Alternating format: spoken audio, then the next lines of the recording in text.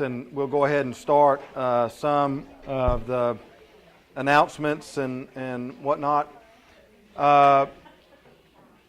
There's a couple of things going around. One is the prayer pad. If you're new with us, part of what we do is we pass around this legal pad, and if you have any prayer requests that you would like to share just with this group, then just feel free to do so. It's only shared here. Also, if you have never given your email address to Kathy, who is up at the front desk, if you would write down your name and email address, we want to make sure that we have. That's the best way for us to communicate with this group. Sometimes we communicate some of the prayer requests through the emails, and or if there's going to be a change in time or what have you, email is the best way to do it. Also, there are two. I'm going to borrow these, Becky. There are two things being passed out. One is the slides for today, and there should be 2 sheets, front and back, and we're going to start in the text, and this should have Exodus 1 through 2:10, and then there should be another chart-looking sheet that says God's holiness, and I'm making good on all those things I told you I would pass out last year, and so I finally have found them. But they should be coming around, so you should have 2 handouts, and then the prayer pad.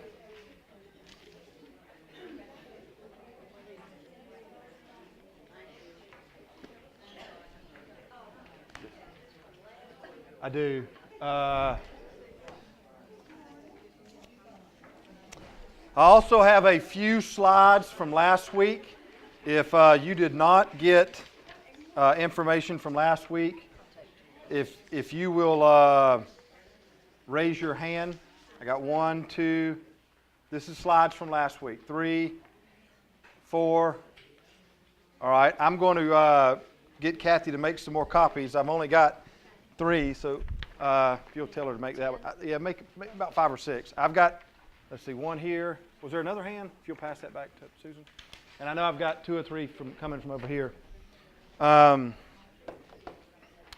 slides from last week have to deal with just an overview of the book itself, some of the historical information that has to deal with the book of Exodus. And the reason why we spent some time on that is because it does give us some insight into some of the surrounding historical context that's important. There was also I'm also going to pass this out for those that weren't here last week. So often you'll hear me talk about lenses or filters. And what I mean we have those like a theological filter or a lens. And that can be the dominant influence in what helps form our theology. And normally they have to deal with different attributes of God, like God as purifier, God as transcendent or holy, God as sovereign. And just if you weren't here last week, make sure that you get one of these at the break. And I've only got a few, but I will run some more. And and the way this chart works is, if you see God as predominantly, righteous, then it will affect how you see how God works in the world. Also with how what it means for salvation, what it means for sanctification, what does it mean for the role of the church and whatnot. It's just very helpful for us. So just those that weren't here, just make sure you see me at the break. But I'm getting you the slides for next week. I just forgot to give those to Becky. A couple of things I do want to just touch on as a recap from last week, and this will sort of begin our time before we actually get into the text, is there's some central themes that come out of the book of Exodus that's important for us that end up being springboards for the rest of the Old Testament and also into the New Testament. One is the whole concept of covenant. Now you get some aspect into that with Abraham and around Genesis 12, 13, 14, that whole Abraham saga or narratives that show up for about 6 or 7 chapters in the book of Genesis. And God does make covenant with Abraham, but you really see it in a more profound way in Exodus. Covenant really means promise or vows, and you see that being continued in the book of Exodus, not just on a personal level, but on a group level. And that's important because that will be a lens by which the rest of the New Testament sees their relationship or interaction with God. At the same time, the name of God in Genesis, there are like 12 different names for God, and they all start with El, like El Shaddai, the powerful one, Elohim, the God that is above all, things of that nature. But when we get into Exodus, you actually have Yahweh, and that's a personal name for God. And so you've got in Genesis where God, for lack of a better word, is more abstract, as in just general deity. When you get to Exodus, it's personal God, and God as Redeemer, God as Lawgiver. Now we said last week that Yahweh is actually what we call a tetragrammaton, which is just a fancy word that means the name Yahweh actually really isn't the name for God. There was another name that was given that meant personal God, but they said that name is so holy that they had to come up with they didn't want to, if to say it was to blaspheme the name. And so they came up with another name that said, when we say this name, Yahweh, we really mean this personal God name. And that name is lost to history. We have no clue what that is. And so, what has happened over time is, we've, for lack of better words, have adopted the name that stood for the name for God. Does that make sense? I tried to work that out with my kids, that my name was so holy that they could not say, didn't work that well. So maybe that's what happened in Exodus. Also, you get the concept of Lamb of God, definitely coming out of the Passover, and then the festival remembrance that shows up after that. This is the first time you actually get introduced to the theological theme of sacrificial lamb. And now when we get into the New Testament, you see where those themes are reinterpreted through the person Jesus. Jesus does that himself. At the same time, the book of Hebrews and some of the other writers, Paul does that specifically. And so you get the real significance of the Exodus. It underlines the nature of God as holy, as humankind, as sinners. We get that later on around chapter 32.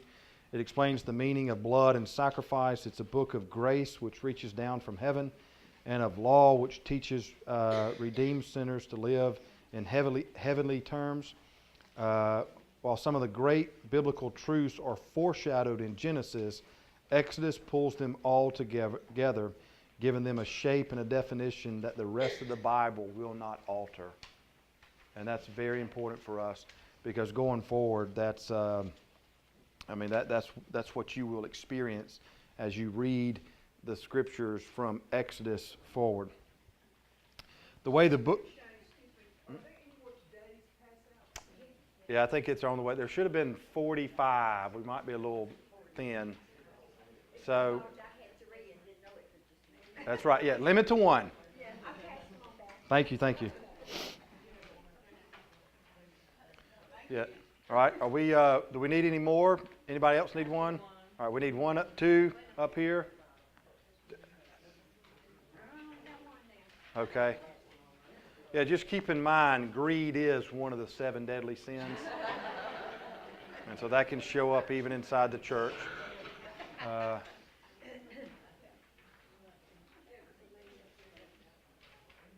Yeah, there should be 2 handouts. There should be slides for today's information, and that's working its way back up here, I hope.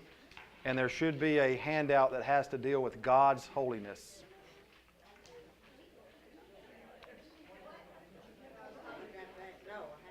All right, so okay, let me ask this question. Who does not have the slides that say Genesis 1? Genesis. This is Genesis, right? Exodus 1 through 2:10. 1, 2, 3, 4, 5, 6. Okay, all right.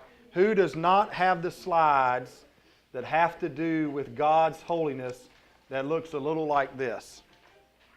1, 2, 3, 4, 5. Do you mind running one more time? Get 7 of each.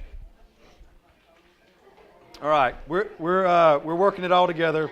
Just stay with us. The good news is that we haven't gotten into the text yet, so you're not missing anything. Today's. All right.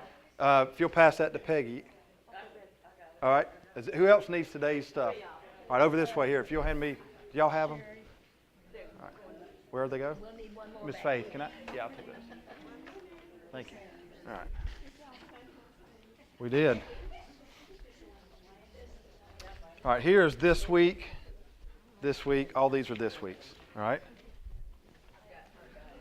Now, just in the form of a breakdown, the way the best way to see the book of Exodus on a larger scale is really into thirds.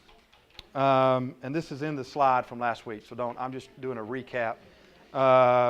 You see in the beginning of chapter 1 to about midway through chapter 13, that is Israel in Exodus, where God is seen as Redeemer or Savior, something like that, Liberator.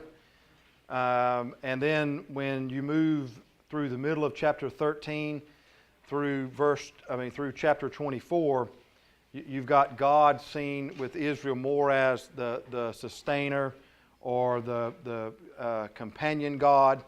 And then when we get into midway through chapter 24, through the rest of the book, chapter 40, you get the whole interaction with God as the indweller, and God as the leader, where things are more established. So, sort of follow that whole scenario. The first couple of weeks and us dealing with Exodus will be basically around God leading the people out, and then and all the things that go into that. All righty. I think all the information is maybe passed out, I hope. If not, we'll definitely get it. Pardon me? Yeah, she's making those. Yeah, there should be about 7 to 10 of those coming. And if what I'd like to do is this week is sort of what I did last week. I'd like for us to maybe get through chapter 1, and then if there's about 15 or 20 minutes left, then spend some time around the holiness chart, because that can be helpful, not just for the book of Exodus, but with just in learning and theology in general. All right. So clear as mud, correct? So now we're ready, hopefully, for the text. And so let's pause for a minute and we'll pray, and then we'll begin. Oh God, as we center ourselves this morning, we're mindful of a number of things. Some of the themes that we've already mentioned about this book, where you are a personal God, a God that is transcendent, which means separate and holy. And at the same time, you're an immanent God, which means that you are personal and knowable. And we just want to sit with that for a moment and to allow that to inform us and to aid us and to help us. At the same time, we are mindful that just like the people in the text, we're no different. And so there's times where we respond in faith, and there's times where we don't. And so what we ask and pray for is for forgiveness. When we find ourselves impatient, when we find ourselves well, really just loving our own will and our own control over everything else, that's when we get in trouble. And we become stingy. We become difficult to love. And so continue your work of transformation. The beauty of what we discover in Exodus is that you're a God that not just liberates and saves and redeems, but you're a God that walks hand in hand and a God that indwells. And in doing so, you recreate us, particularly those areas where we don't reflect your image. And so as we gather today for study, it's more than just study. There's fellowship, but there's also reflection.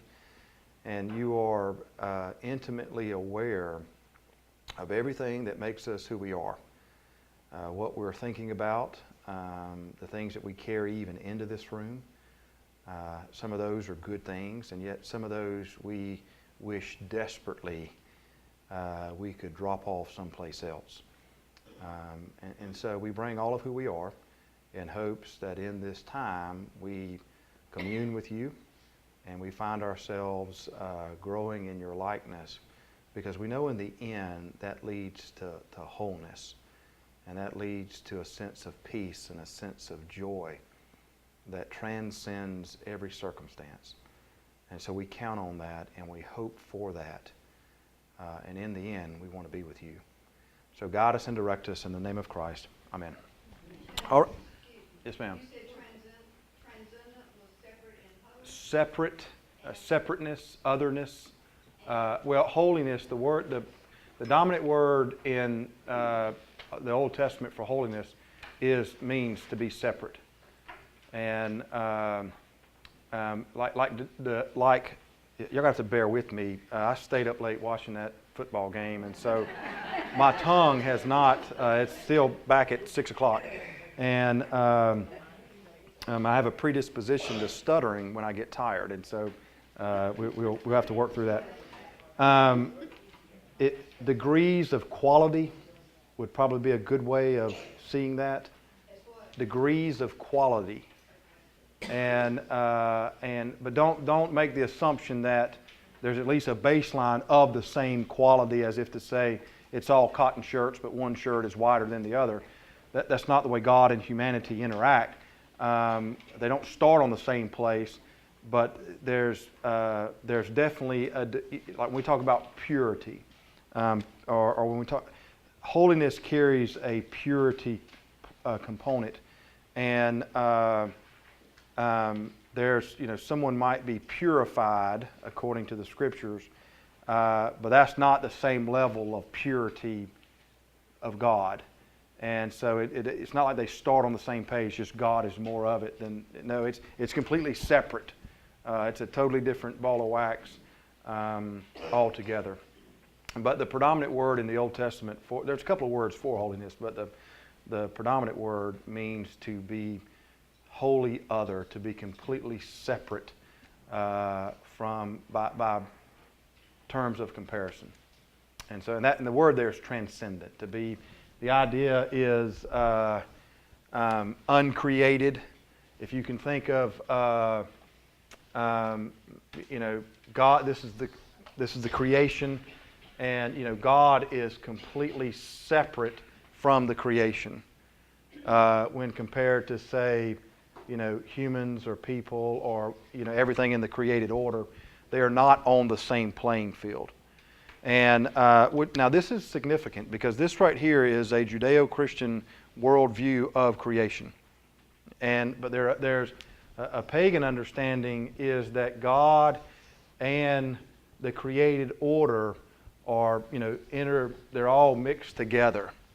And so the way you get divine favor is by figuring out what lever to pull so that you can, and if you do it right, then you'll get the desired end from God. For instance, how many of you read the Harry Potter books? Or know about magic? If I can flick my wand the way it needs to be flicked, and if I can say the right words, then I can get the desired end. Does that make sense? And And we'll see some of this when Moses and Aaron interact with Pharaoh and his priests around the plagues. They are able to duplicate some of what Moses and Aaron are doing.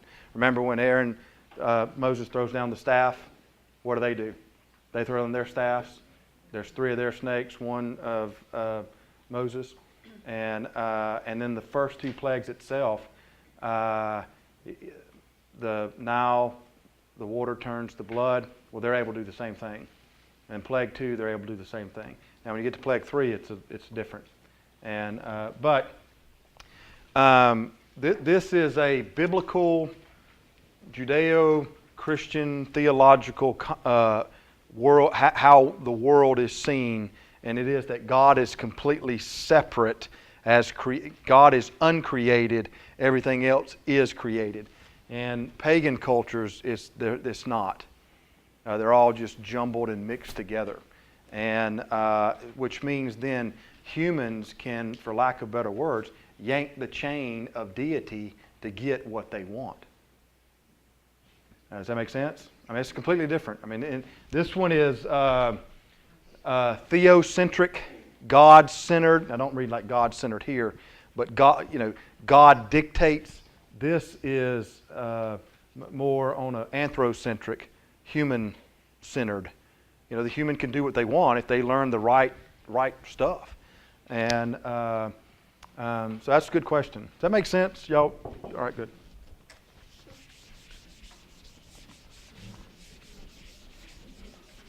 I don't have a chart for that. So, all right. So let's. Any other comments or questions just before we get started? All right. So we're in Exodus. I keep saying Genesis. Exodus chapter 1, and if somebody would read verses 1 through 7. I will. All right. These are the names of the sons of Israel who came to Egypt with Jacob, each with his household: Reuben, Simeon, Levi, and Judah. Oh, I'm sorry I said I'd read this. Yeah, just do your best.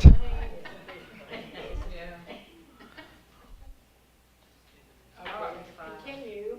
I can read Benjamin, Dan and Naphtali, Gad, and Asher. The total number of people born to Jacob was 70. Joseph was already in Egypt. Then Joseph died, and all of his brothers, and that whole generation. But the Israelites were fruitful and prolific. They multiplied and grew exceedingly strong, so that the land was filled with them. All right, thank you very much. So what we got here in the beginning is just some preliminary introductory remarks, really that links us back to Genesis. If you think about what's going on in the text, the names are listed by. Remember, Jacob has 12 sons, has 2 wives, 12 sons. They are linked in order of birth, and so what the writer's doing is catching us up to the Genesis story, or how Genesis ends. You remember, there's famine. They go south.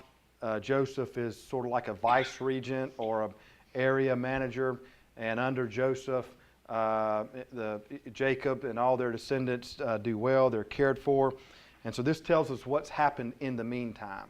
Well, in the meantime, Joseph has died. Not only has Joseph died, but Jacob has died, and that all that group, and at the same time, the Hebrews have been fruitful and prolific. Now, there are some things that are fairly significant. The name Israelites only appears twice in the book of Genesis. Genesis 32, Genesis 36, but in Exodus it appears 125 times. Well, that's somewhat significant. So now at least you have a name that some level of title, and you've got this idea that the Israelites were fruitful and prolific. Fruitful and prolific are catchphrases normally to be associated with some form of blessing by God. If you go through the rest of the Bible,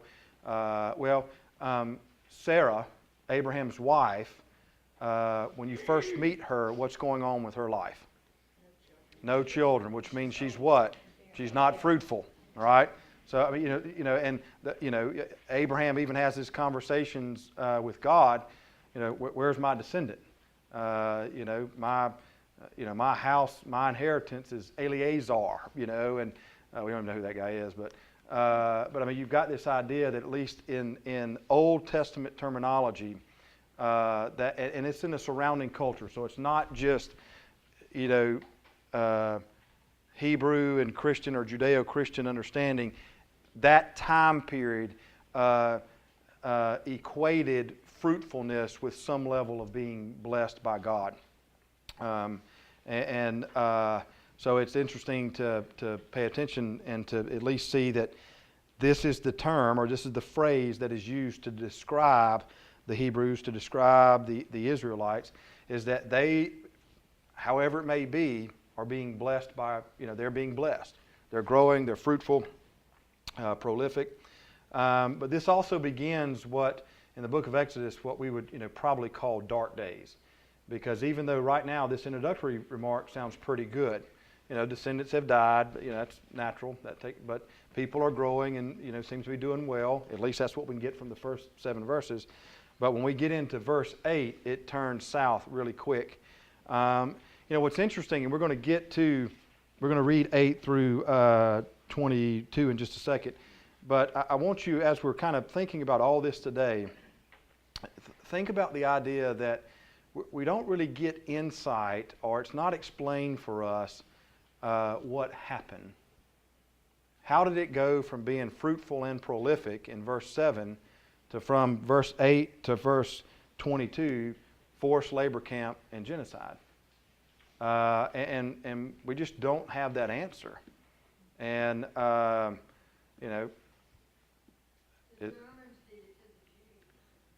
I mean, we haven't gotten there yet. I mean, we're going to get into some other captivities that show up because, well, let me at least paraphrase or give some context.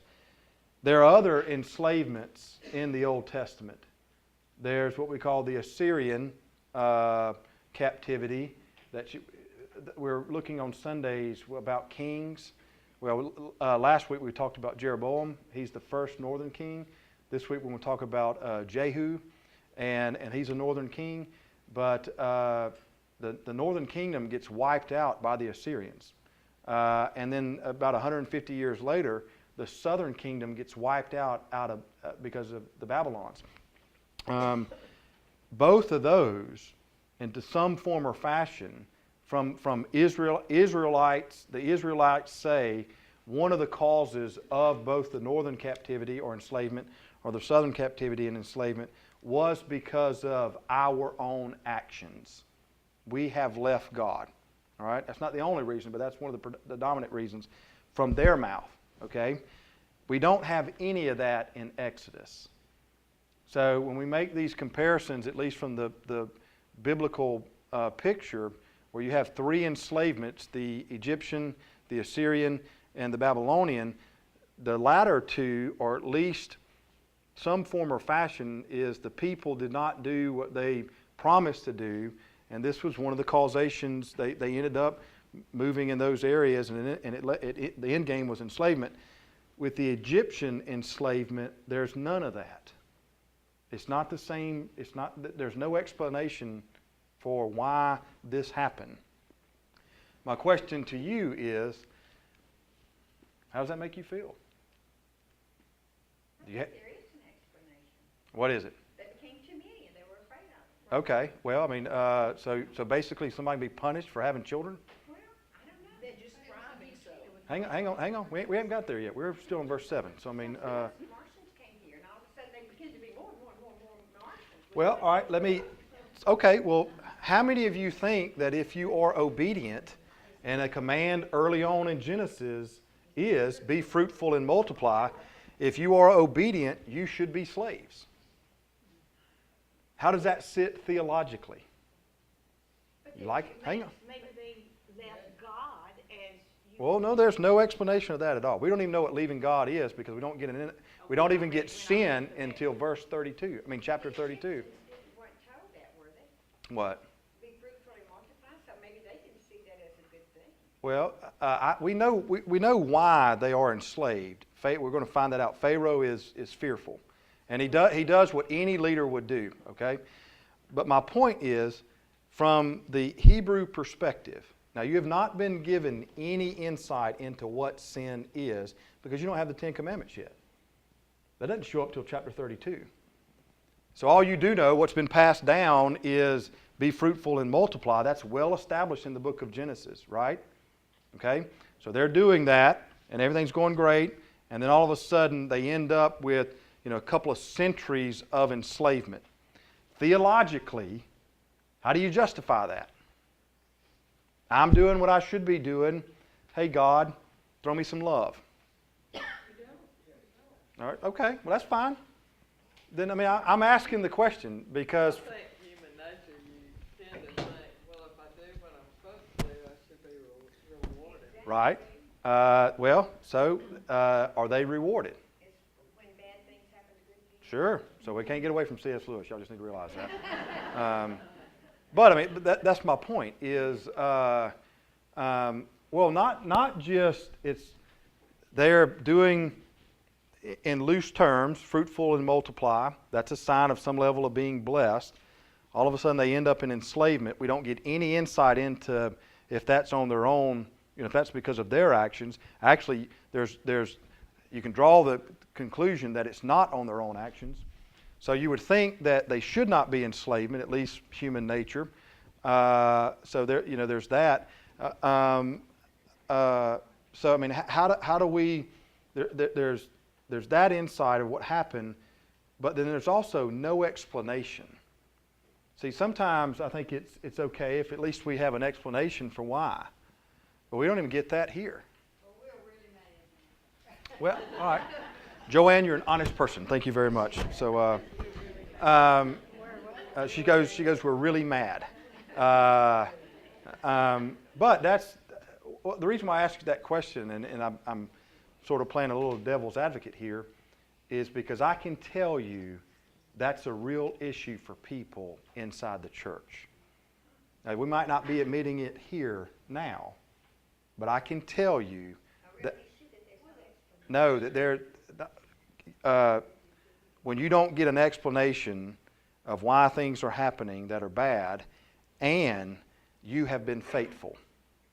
Get larger than the Exodus text. I'm talking about in your own personal life. Now, it's easy to look at Exodus because we're removed from this. This doesn't bother us. We don't have anybody who was in Exodus. If we did, we don't know anything about that so far. This is centuries and centuries and centuries ago. So if we fast forward and we just look at our own life, if I am obedient and my loved ones die, I can promise you that's an issue. My loved ones get sick, I promise you that's an issue. Or if, financially that's an issue. Or this happens, that's an issue. I can tell you it is. All right? So my point is that okay to just kind of sit with it? Yeah, maybe. Is it wrong to have those thoughts or to ask those questions? I'm just pointing out that it does happen even in Scripture, okay? And there's a number of times where we're not given an explanation for why. Well, what can happen is, this is me. I go through those experiences, and I could give up, right? Just roll over.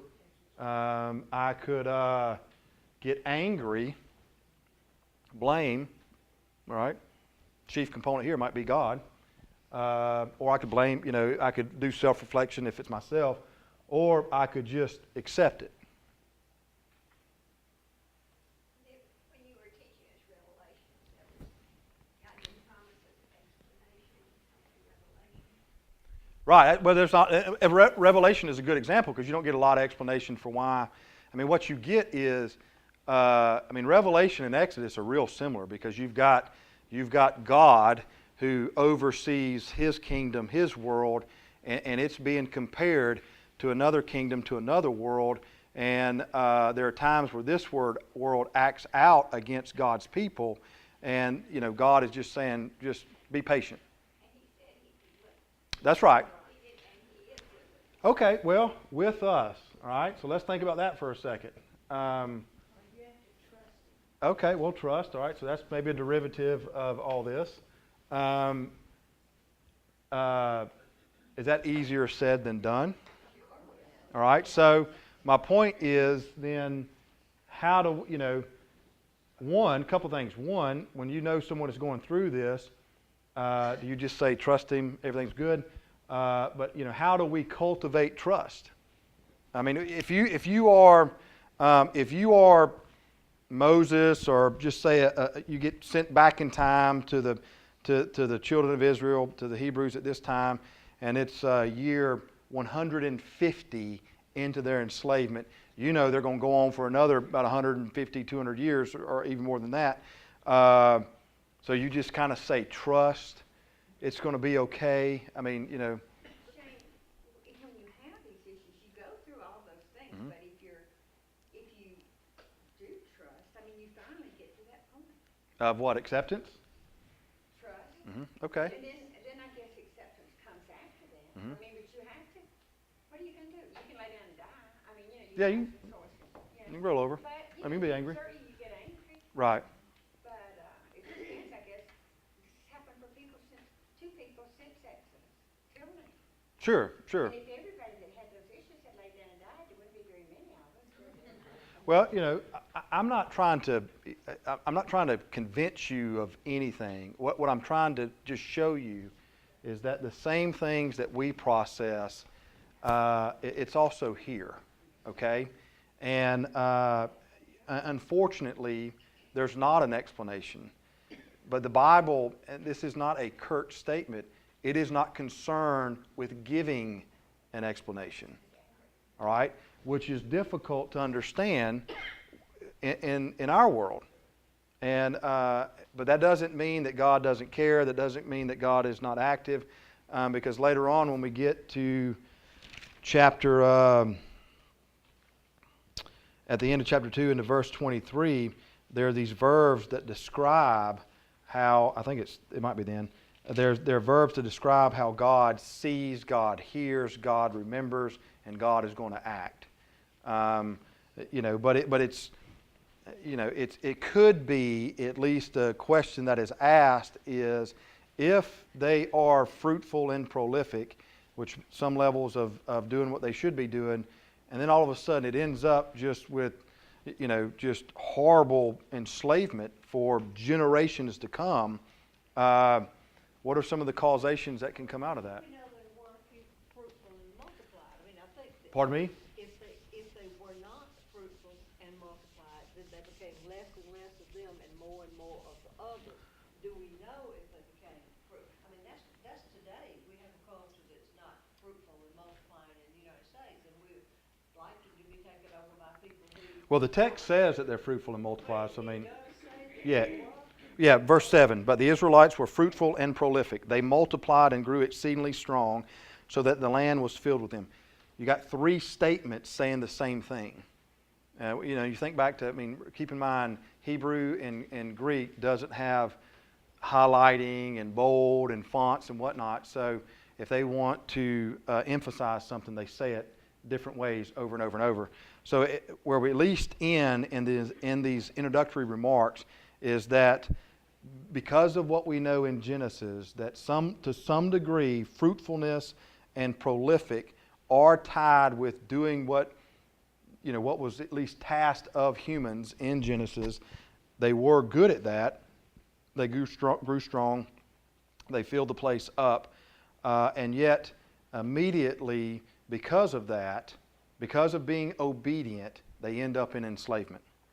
It says in my Bible in the 25th verse of chapter 2 that God was concerned about them. Right. That's what I'm talking about. God hears their groaning. God remembers. These are different verbs. God looked upon, and God took notice. They're all four different verbs that describe what God is doing with these people.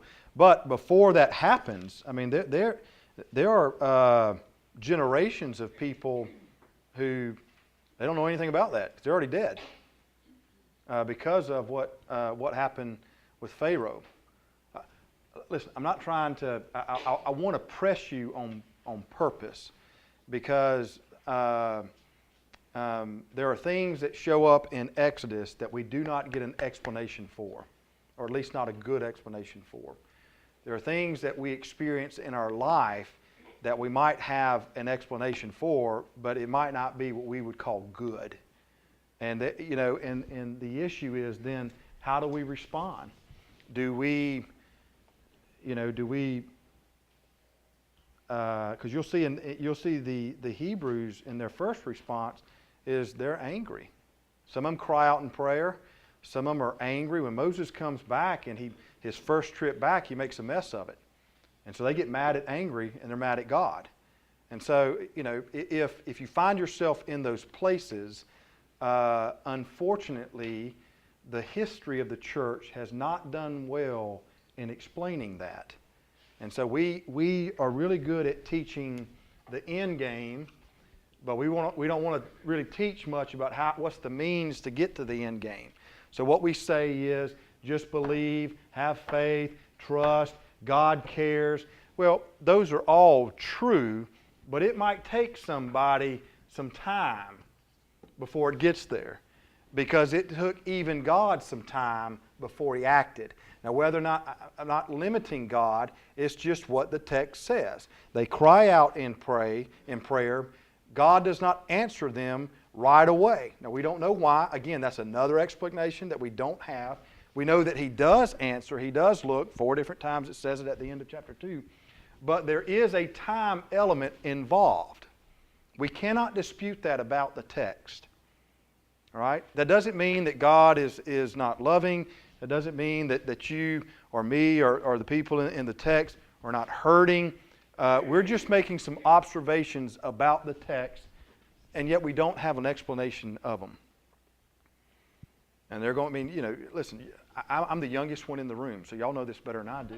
There are experiences that you have in life that come without warning, and they show up without explanation. At least not one that we like. And How could things have been different if God had not let that happen? oh, I don't know. I mean, I don't, Israelites been on God's purpose, and they never have been able to endure the hardship that came along. I mean, there's so many explanations. well, what we want inside the church, I give you the word epistemology. We want truth, and that's what that word really means. And that doesn't always happen. The Bible doesn't answer everything. It doesn't even try to answer everything with truth. Now Christians like to, particularly Protestants, and if you're Protestant, we're all guilty of this, okay? We like to take the Bible as the sole authority of truth in all things. It is not. I mean, it's not. Where does it teach you math? I mean, it doesn't. But those are gifts God gives. Well, but it doesn't show up in the Bible. I mean, my point is that I'm going to give you about a 5-minute history lesson on how the Bible and the Protestant theology got to where it is. First 1,500 years of the church, all Catholic, universal, just one church. There are 3 levels of authority. There's what we call the rule of faith, which is the Trinity. First creeds, I baptize you in the name of Father, Son, Holy Spirit. The second one, and these are all on equal footing. The second one is apostolic succession.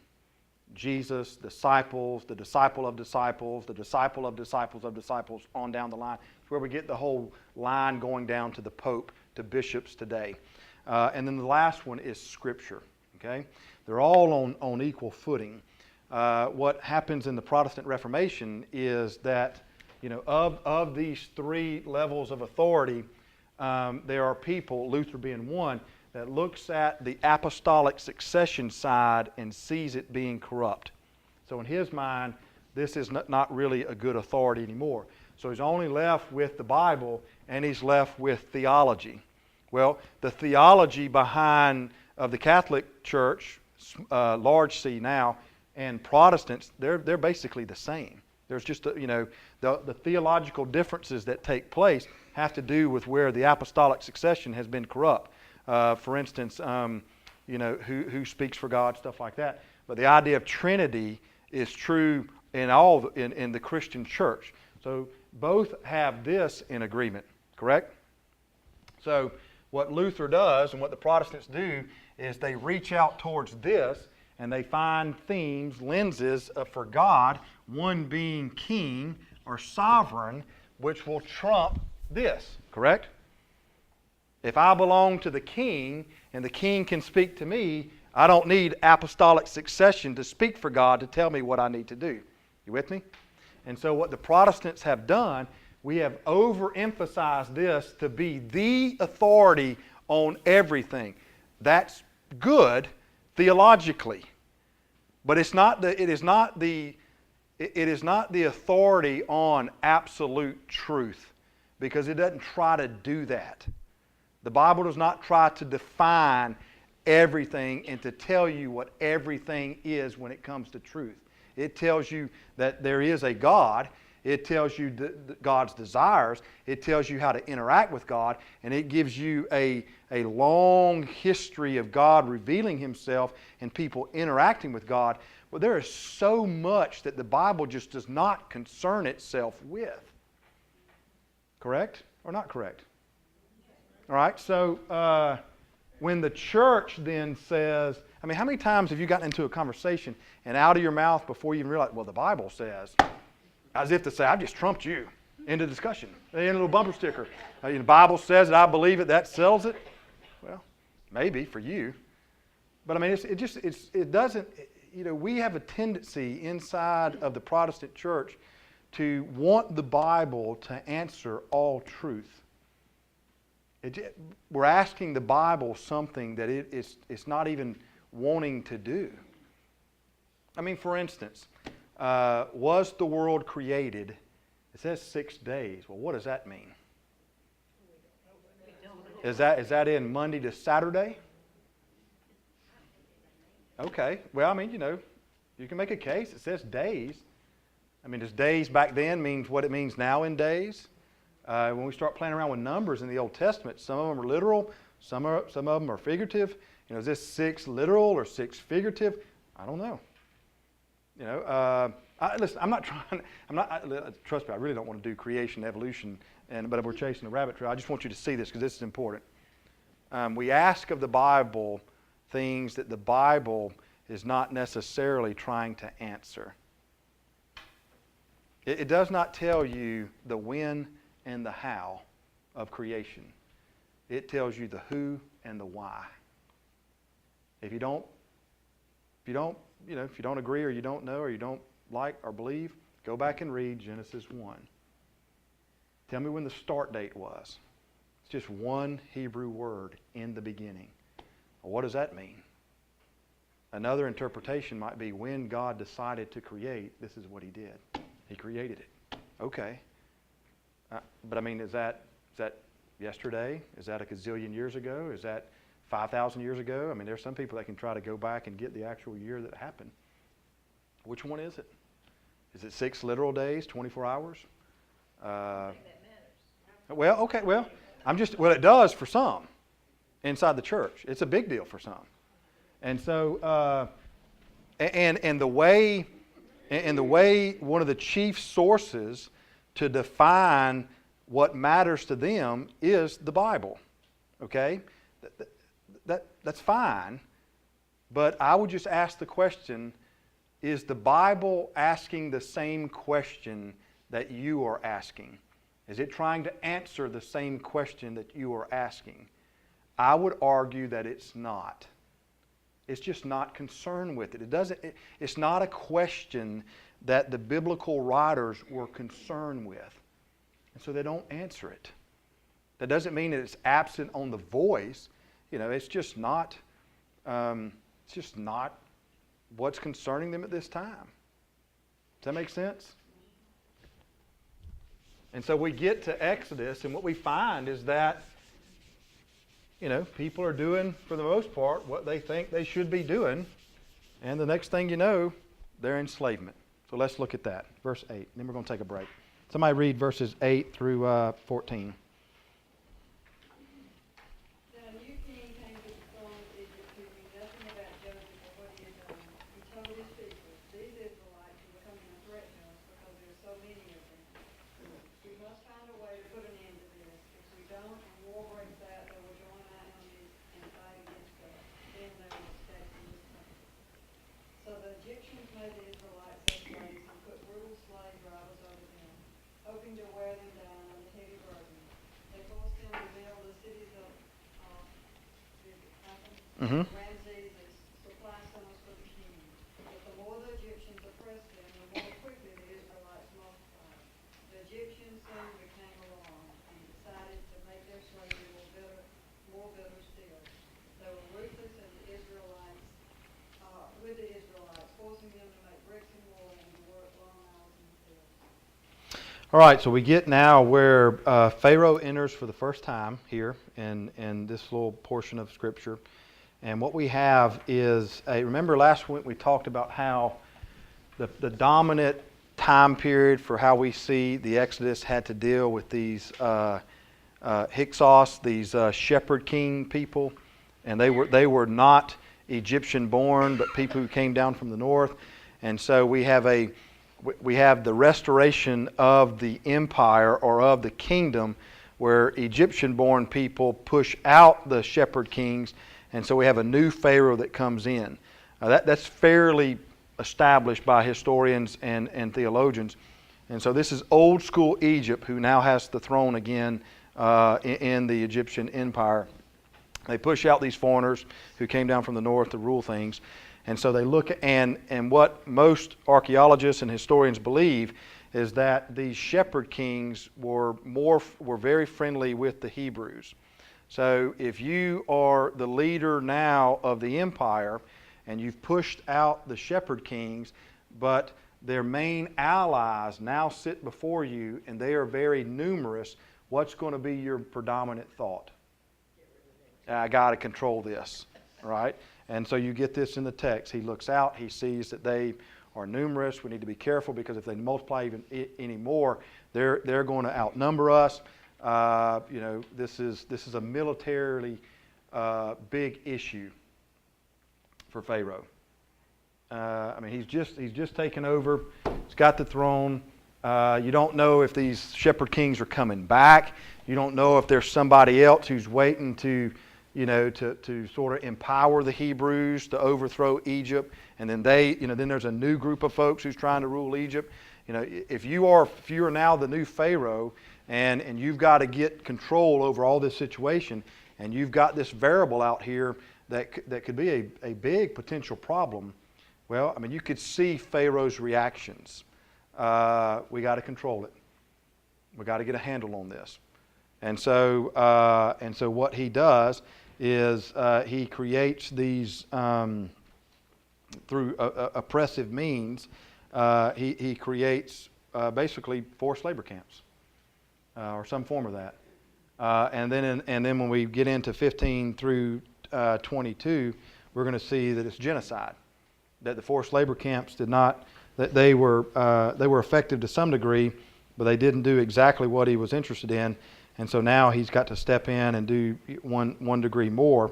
And as we've got to now just get rid of them altogether, we've got to thin out the population. What's interesting is that if you look at verse 10 and verse 12, you can contrast Pharaoh's actions lest they multiply with the resulting reality is that, they did multiply, which is interesting. The same verb is expressed there. This whole concept of multiplying, one not multiplying, one definitely multiplying. In verses 11 through 13, you've got the actual slave master oppressing them into forced labor. The wording there is literally oppress actually means to bring low or to physically beat. And so that gives you some insight into at least what the treatment was like.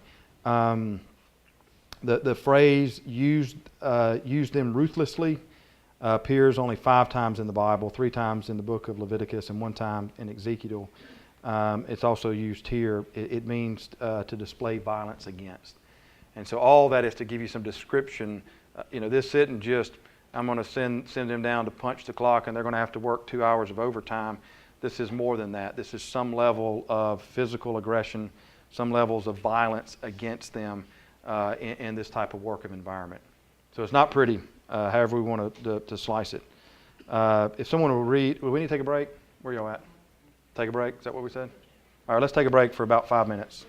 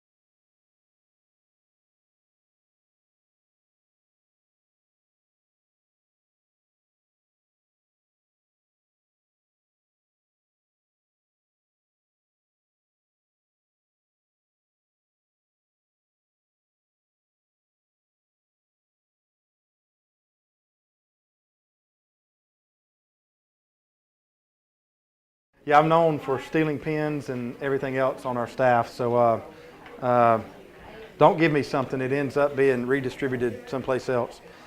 Okay, what we're going to do is we're just going to pass around the holiness slide and the theological filter slide. If you need it, take it. If you don't, just work its way all the way around. That'd probably be the easiest thing to do. And but there should be an extra 10 or 15 of each. So if you don't have one, feel free to grab one. And also the prayer pad copies are going around as well. And so just kind of hold on to that for if you'd like to take one of those and use it as a devotional practice. I was just talking to Sherry, we're going to do something during Lent that is a guided prayer experience, and do it during Holy Week, and it's really there'll be 11 stations set up, and you can go through.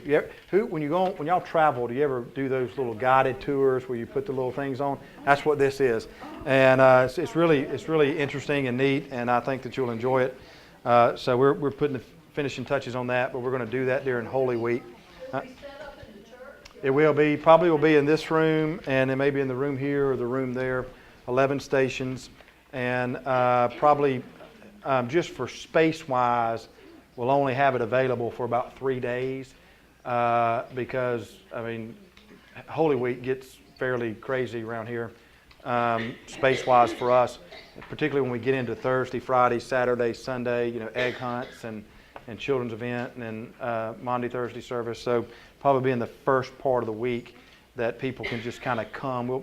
We'll wherever it's at, we'll sort of seclude this place so it'll be very quiet and allow people maybe, from 9 o'clock in the morning to, 9 o'clock at night. You just kind of come at your convenience. And the only thing that will be required is you'll need headphones. So you'll bring your own headphones more than anything else. And you can download. We're going to allow people to download the material on their own, like phone or iPad or whatever, or we'll have some available. So if that's scaring you, don't worry about it. It's really easy. And it'll be one of those things where you go to station 1 and you push the little arrow button and station 1 goes, and when you get done, it'll say you get up and go to station 2 and hit it again. So it's real simple. Yeah, we'll set it where you can download on your phone, and you can bring that with you, and just kind of start and go, because it'll tell you like the second station requires you to do something with these little stones, drop them in something, and so you need to do it at the station. You can't be driving down the road and. Well, we'll have plenty of tissues available. So, and all right. Well, let's get back into the text because I want to finish chapter 1. Believe it or not, my goal is to finish all of Exodus by May, and so I think we might be able to. Yeah, maybe not. Y'all been with me now for about 3 years. You realize that's not attainable. All right. If somebody would read verses 15 through 22. At least we will complete chapter 1 today, which would be fantastic. I'll do it, Shane. All right? The king of Egypt said to the Hebrew midwives, whose names were Shiphrah and Puah, when you help the Hebrew women in childbirth and observe them under the delivery schedule, if it is a boy, kill him, but if it is a girl, let her live. The midwives, however, feared God and did not do what the king of Egypt had told them to do. They let the boys live. Then the king of Egypt summoned the midwives and asked them, "Why have you done this? Why have you let the boys live?" The midwives answered Pharaoh, Hebrew women are not like Egyptian women. They are vigorous and give birth before the midwives arrive. So God was kind to the midwives, and the people increased and became even more numerous. And because the midwives feared God, he gave them families of their own. Then Pharaoh gave this order to all his people. Every boy that is born you must throw into the Nile, but let every girl live. Okay, thank you. This is one of my favorite pericopes, little passages of the entire book of Exodus, because you have now this. Let me ask it to you this way: whose name is not mentioned? Who you think should be mentioned? Pharaoh. That's exactly right. Isn't that something? The most powerful man in that area. His name is not even given. Now that's one of the reasons why we have a hard time with dating it, because we don't know historically what Pharaoh it is.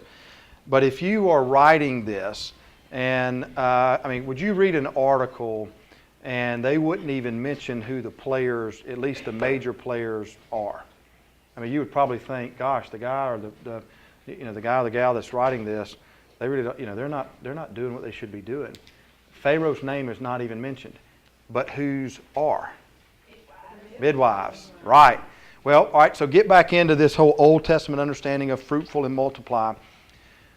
To not be fruitful is to obviously be barren, and that to some degree was not a good place to be in the Old Testament, at least from a female perspective. Midwives were people who, or at least some midwives were people who were barren. All right, so, but yet their name is mentioned in the text. That's very significant. And you got to see how the magnitude behind all this. In that day and time. Now, don't make the same jump now, okay? Don't, this is not, this isn't kind of is fertility versus infertility or things like that. That's not what we're getting at here. Just in that day and time, to have children was a sign of blessing. To not have children was not. And so, you've got these two midwives who do not have children, and yet their names are mentioned. I mean, that's just so significant, because these would be lower people on the scale of hierarchy, of importance. And so you've got Pharaoh, most important person in that day and time in that area. Name not even mentioned. Way down here would have been these midwives, okay? And their names are mentioned. And so that's significant. And so you have these compare and contrast that go on in this little portion of Scripture that have to deal with these different people, Pharaoh and this person, Pharaoh and that person, Pharaoh and that person. Their names are mentioned, and yet Pharaoh's is not. That's some serious irony going on in the text. And so that gives you some insight into some foreshadowing of what's going to happen between Pharaoh and God, or people who belong to God. All the way through, and he just called Pharaoh. Or he's called the king of Egypt. There's two words. No, we never get a name at all. And but we get names of other folks, both male and female. At least for the first 3 chapters, it's mostly females. We get Moses, but the only reason we know Moses because Moses is connected to Jochebed, his mother, and so it's interesting how all this plays out in this portion of text around giving of names. Giving of names in the Bible is always important. And yet Pharaoh's name is not at all mentioned, and yet there are other people who should be insignificant in that day and time, and yet their name is mentioned. That's right. Yeah, it's just written. It's not written. I mean, you got people in it. What would be interesting to see? What was the name of that movie? It retells the Cinderella story through. It just came out. No, the one before that, Maleficent or something like that. All right, it retells Cinderella's story not from the dad, but from the stepmother, and it's I don't know if you've seen that. It's pretty interesting. I mean, you think back to the original Cinderella story. Go watch the Maleficent movie. It tells it from the wicked stepmother's point of view, and from her point of view, she's not wicked. The one that was wicked was the dad. And it'd be interesting to see Pharaoh's description of at least the beginning of Exodus. I wonder what he would write. I'm trying to do what everybody's doing, and then yet I'm rolling snake eyes all the time. Sometimes to mention the name was to cause them to be cursed In what sense? Tell me what you mean by that. Or say more to it so I got... Well, there, in literature, there are people that you don't mention their name because it's too, well, like God, you don't mention his name. Or if you're calling a curse down on Pharaoh, you don't, he's not allowed to be. Oh, yeah, okay. Now, the statement I made about mentioning of names, I don't mean that in a universal sense, but the idea that the Bible would name somebody who is insignificant, their name would be given, is not a negative thing. And but you are right to not mention Pharaoh's name. I mean, I'm in agreement with you. The fact that Pharaoh's name is not mentioned is sort of a backhanded slap to Pharaoh from the Exodus perspective. I mean, because in other literature, at least in Egyptian literature, or even in some non-Egyptian nor non-biblical writings, at least his name would be mentioned. Right. So the fact that it's not mentioned here is significant, where he, for lack of better words, is a bit player compared to God, if that makes sense. That's right. But not significant in the society. And so thanks for helping me get to that point. That's where I eventually wanted to be. It just didn't come out that way. But you got the names that are mentioned. You also got Pharaoh's second act of aggression to get control over everything, which is a form of genocide.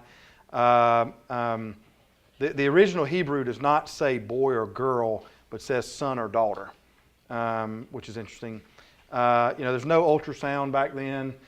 Parents didn't know what they were having until out came the baby, and so the fact that children would either be killed at the moment of birth, or that would be thrown in the Nile, or what have you, the level of pain is more than physical. It's also emotional. And what's interesting, when killing of sons wasn't enough, all the sons were supposed to die, and that's sort of where we get to the end on chapter 1. Somebody on the phone? Okay, that's all right.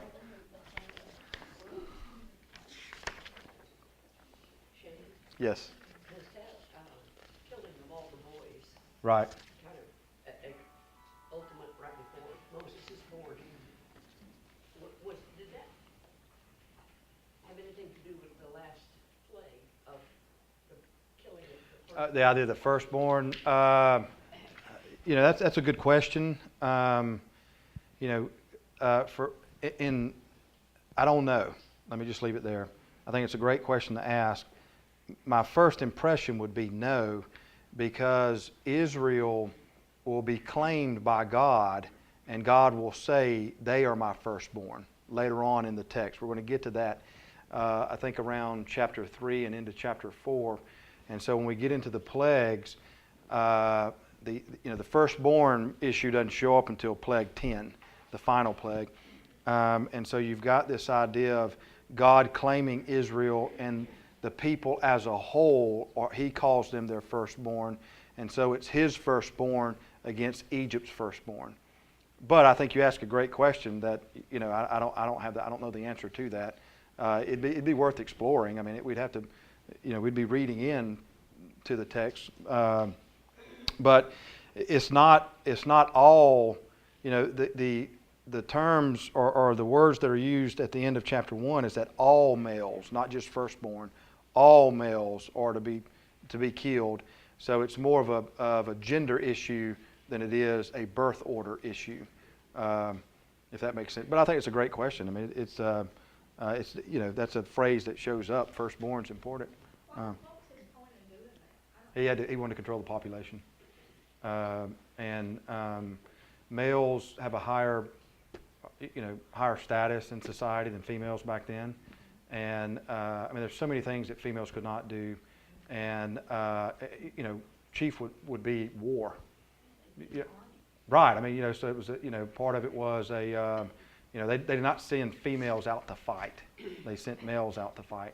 And so if you get rid of the strength, for lack of, I'm using the Egypt word, if you get rid of the threat when it comes to war, males, well, then you eventually can, over time, control the population, and you wouldn't have to worry about some outside force coming in and harnessing the male Hebrew people so that they could fight for an outsider, and you'd end up losing your throne. But what about his own son? It says all. Well, all Hebrews, not all as in Egypt. No, it's just towards the Hebrew. Yeah, just, all Hebrew sons, not all sons. Pharaoh charged all his people, Yeah, every son that is born. yeah, not. Sounds like everybody. Well, inside the context, no. And the reason why, okay, hang on. The way the argument flows is there's midwives. All right, midwives are supposed to take care of it first. They do not, and so the people, are blessed. And so then Pharaoh empowers not just the midwives; he empowers all Egyptians to control the Hebrew population. Does that make sense? So it's not just a midwife issue. Now it is, if you're a citizen of Egypt, you have to also work to control this population. So the all there has to deal with Hebrew children, and not Egyptian children. I mean, he wants the Egyptian people to grow. He just is worried about the Hebrew issue. But what we have with these two midwives, and when we get into chapter 2 next week, you're going to see this even this whole thought about who is named and who is not. That you're going to see some more evidence of that, because Moses' mother is named, and you also get Moses' sister, and then you get Pharaoh's daughter. Now she's not named, but you've got these five women. 4 of them have names. One we just know because she's the daughter of Pharaoh, who are disobedient to Pharaoh, and they are honored.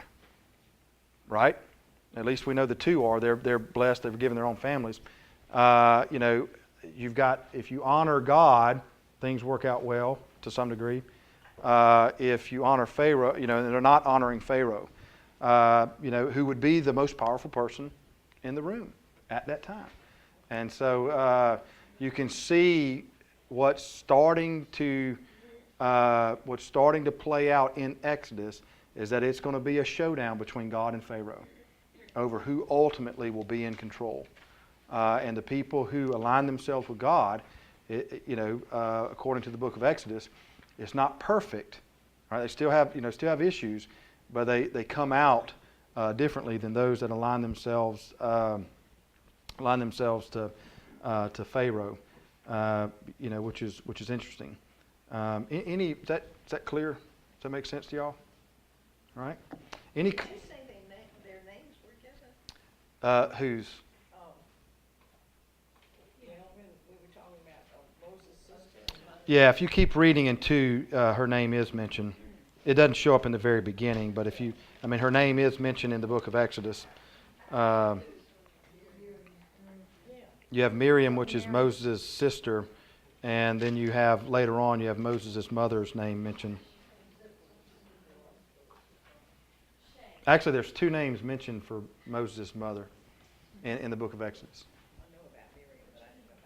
All right, I'm sorry. Yes, ma'am. Don't we believe that Moses wrote this? That's the predominant thought. Yes, ma'am. Okay, well, I didn't think it was unusual that he named his people because this is essentially his autobiography. Well, that's if we start with the idea that Moses wrote it. That's not 100% certain, right? Not like we are in the New Testament. It's equated to Moses, obviously, because with the exception of Genesis, the next 4 books of the Pentateuch, the Torah, have to deal with Moses.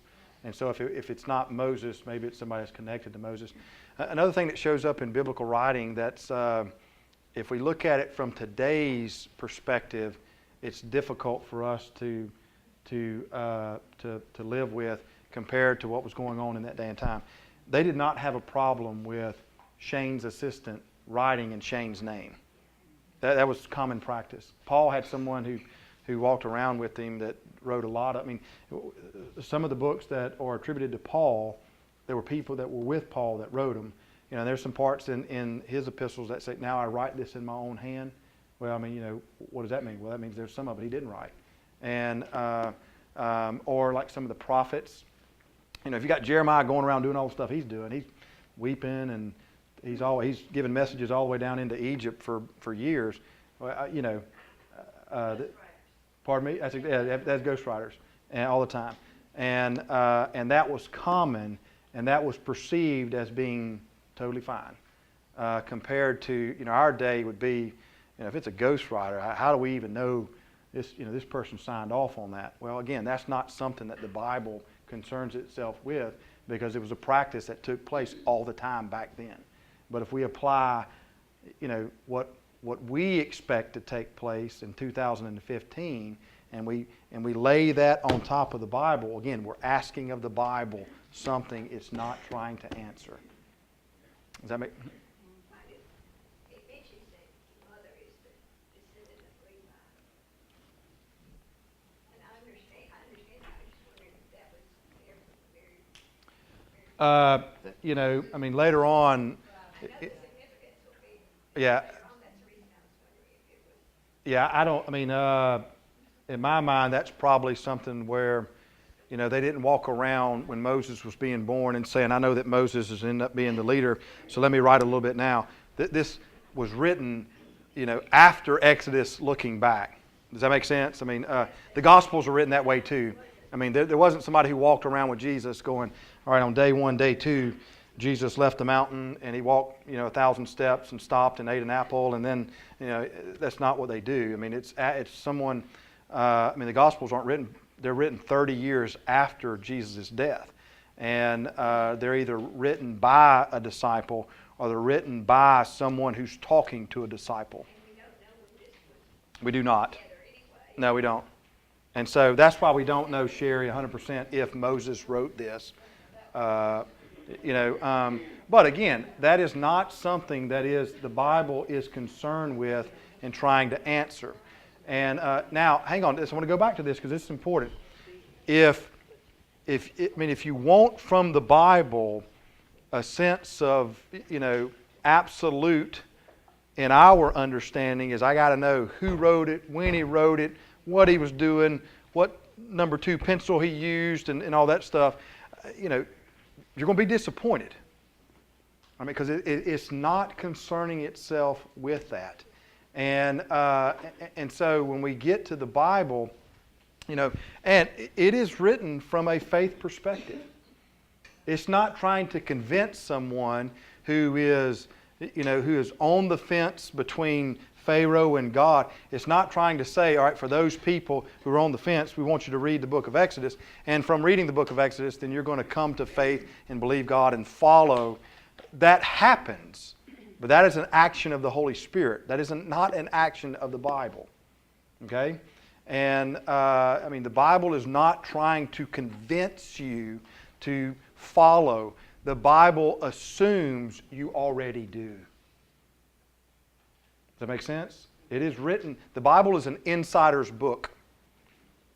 It is written for people who follow God. And so it carries with it some assumptions. All right? And that's different for us. See, we come out of a lens or a perspective that says, this is my tool of evangelism. Read it, and you're going to come to faith. Well, that happens. It has happened. But that's a role of the Holy Spirit, who can take anything, the book, this pad, my phone, whatever, a sermon, a song, and people experience that and they interact with this living God. All right? That's what inspired means. When Paul talks about this in the New Testament, the word there means God-breathed, which means there's nothing magical about just having black ink on a white page. What makes this inspired is what God does with this, with the person who reads it. And there are assumptions about this book. And the assumption is those who read it, at least in its first writing or the original read.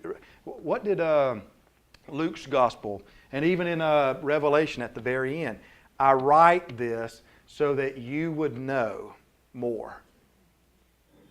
I've investigated the sources. which means there was a conversation going on.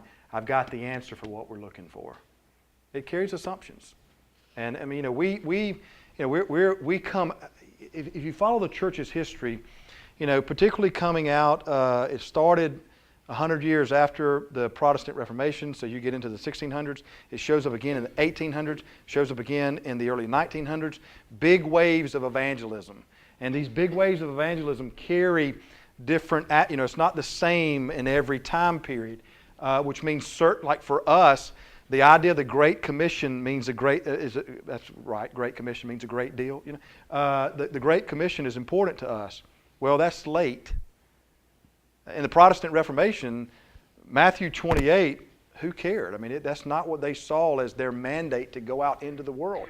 That shows up in the 1900s. And so when we read the Great Commission as Protestants, we get warm and fuzzy. It's our marching orders. Well, it wasn't like that. There was other scriptures that were important. So, that's free. Don't worry about that. That helps again on Jeopardy if we ever get back to Jeopardy. All right, so any comments or questions? I want to talk 5 minutes about, can I borrow a sheet? I think I gave them all out. Yeah, let me borrow. Now I want the holiness thing. All right, thank you. That one's from last week. Do we have any extra holiness things? Yeah, let me borrow one for just a second. Spend a few moments on this thing. This will help in the Bible when it talks about salvation. It uses multiple terms. And so often this is it's used in conjunction with holiness. And which means then, depending on the context, the author's intention are different. There are times where it talks about holiness, mainly when it talks about God. You see a great deal, especially in the Old Testament, this idea of transcendence. And that's normally seen in some form of God as creator or God as author, the one behind it all. And so when we talk about salvation, another word there would be sanctification or justification, you can follow that line down. And so God is saving or making people holy in the image of this transcendent God, because He's separate, which means we are not like God. And so what it means to be holy is we are to look like God, who is separate. So we are the ones who move closer to Him, not the other way around. But yet there's other times that it talks about God, and say if you take purity, and particularly when you look at some of the works in the New Testament around Hebrews, there's a good book here. Also 1st, 2nd, and 3rd John has this understanding where on the inside there are things that are not pure. And so what it means to be holy like God is to have a pure inside. These are just things that might be helpful when you read the Bible and you study about how the Bible interprets holiness, particularly God's holiness, and how that plays out inside of our own life. And you could see it all throughout the different scriptures. When you read Colossians, it talks about destroying the works of evil. And they see Christ. Colossians chapter 2, there's this little hymn, this little laundry list of who Christ is.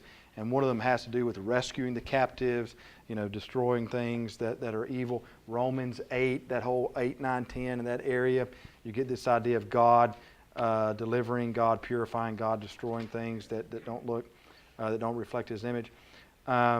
Wesley, if you read any of Wesley's writings, Wesley writes just interchanging all of these all the time.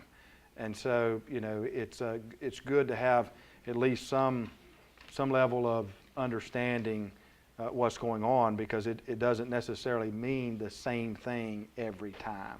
It doesn't mean that you just read into it whatever you want. But if Wesley's talking about, or the Bible's talking about holiness as in transcendence, well, and you start to say, well, then God is creator, and then you read something about holiness in the form of redemption. Well, it's also talking about God's power. So I just hope this is helpful. It's another one of those lens things to maybe seeing through the concept of holiness, because holiness for Wesleyans and in other denominations too, but I'm going to talk about it in Wesleyan terms, is holiness, what we call holiness of heart and life, which means inside. You often hear me use the word identity, how you see yourself inside, the part, and outside function, behavior, things of that nature. Both of those are held together, and so you can't separate one from the other. If on the inside, to use Mark's language, if on the inside is impure, well, that's also going to affect how you function. People do not act inconsistent to what's on the inside. It might be inconsistent to how you perceive them. You just don't know them that well. But the way the New Testament talks about this, out of the heart comes what? And it gives you Mark 7. We don't act inconsistent to what's on the inside. The issue is, we just don't. We don't share everything that's on the inside. And that's not a bad thing. Someone who goes around casting their pearls before swine, be careful, because you can get injured. All right, but what that means is there's some things that we keep back. Well, and sometimes they're good, sometimes they're not. But we're not going to act inconsistent to what's on the inside. Which means then, if you want to know what your insides look like, look at your behaviors. What you say, how you act with other people. You can look at your relationships, certain circumstances. And then, and this is an old lesson, but go back and ask, why did I do this? Well, did the devil make me do it? Okay, all right. Well, maybe not. That's a cop-out. Let's look at the real issue.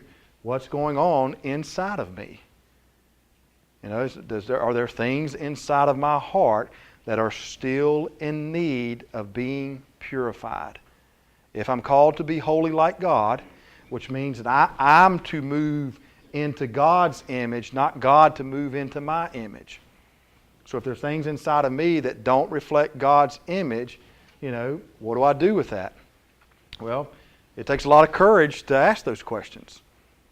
Because you might see yourself for the first time in the dawn of the new light,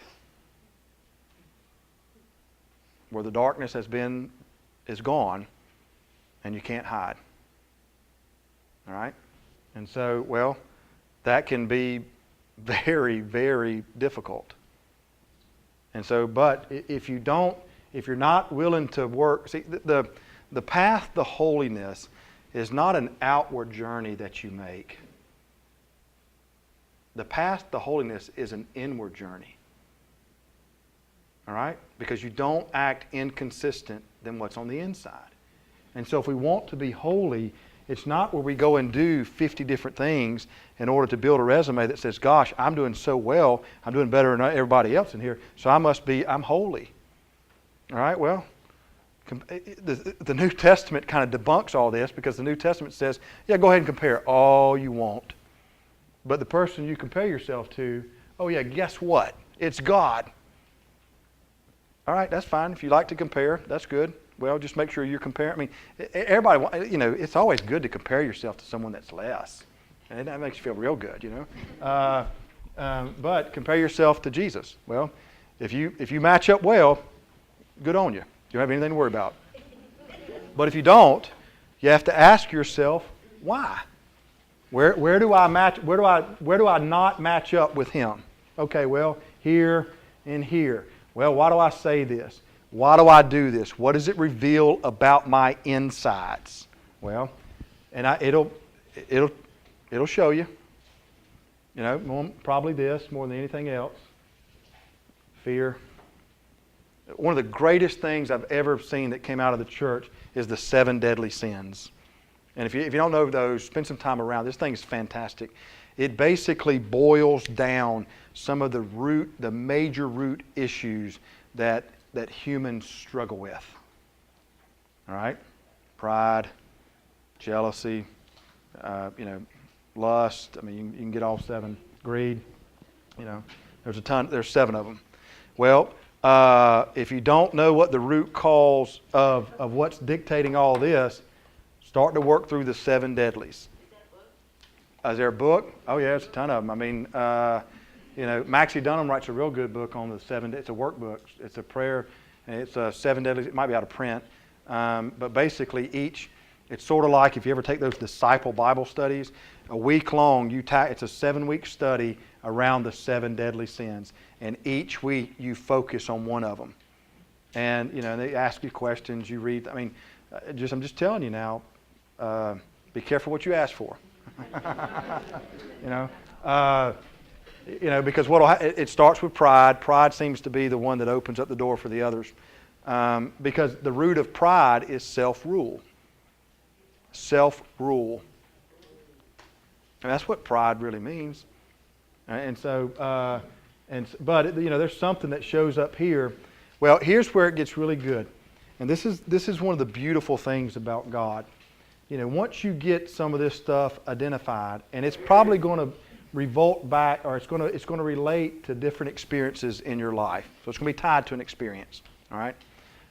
The key is to spend time here in prayer and in reflection, because what you'll notice over time is that you will start to identify these types of behaviors before you actually do them. Which, when that happens and you can see yourself doing that, that is one of the first signs that you're growing in grace. You're starting to identify what I know this root cause about me. Because of that, then I want to act this way. Well, you'll start to see, there'll be light bulbs that go off before you actually act that way. Even though you haven't, dealt with completely this issue, you'll at least start to slow down this process and you'll be able to identify. That's important, because if you can self-identify, then that can help you not do the behavior, which keeps you in this camp of dealing with why it is. Does that make sense? I mean, this is great, and but it takes time. I'm serious. It takes depending on what these experiences are, might take a lot of time, and and some of them might even go back to childhood, okay?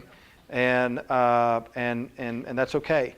And the good news is that God, in this transforming process of holiness, sanctification, the process which we become holy, the process by which God's image is restored in our life, and we act more on the inside and the outside like Him. Well, this is where the real battleground is. And a lot of your mystic writers, Henry Nouwen writes a lot about this. And A.W. Tozer, if you like to read A.W. Tozer, Oswald Chambers, all those, they're all mystic writers. And they write about these type of issues of what's going on inside the life of the person, inside their life mostly. Contemplative prayer, you ever heard that phrase?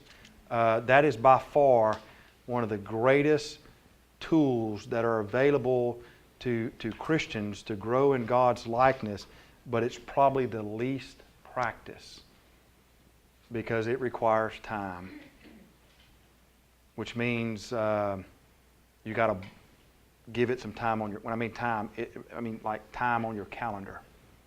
Why do some of y'all like going to the beach so much? All right, which means you do what? You sit, right? Isn't a large part of that on the beach, laying out, whatever? Well, I'm part of when you sit, lay out, or whatever, you're probably rolling over multiple things inside of your brain, correct? Or if it's not the beach, the mountains, it could be any place. What you're doing is reflecting. Now, what most of us don't like when we reflect is that if the moment it gets painful, that's when we normally get up and go for a walk or go eat lunch or do whatever. Why? Because I'm looking for something to get rid of this. All right? Don't do that. Sit with it for a while. If the path to holiness is an inward journey, then you can't run from all the things that are on the inside. It doesn't mean bad or evil or anything like that. I mean, maybe it's at the Holy Spirit's prompting, because the Holy Spirit wants us to journey past and through those things so that on the other side there's a greater sense of wholeness. All right? It's not easy.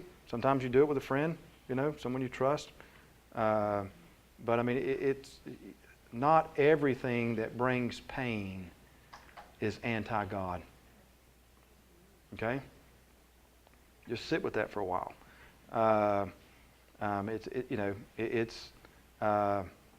If you go and talk to physicians, they'll tell you you're hot-wired anyway for a little bit of pain. I mean, pain, you know what pain does? Pain is an indicator that something's not right. That's all pain is. That's exactly right. I mean, when your leg hurts, when your knee hurts, what's it telling you? Well, stop running, Shane. Or whatever. I mean, pain can be your friend.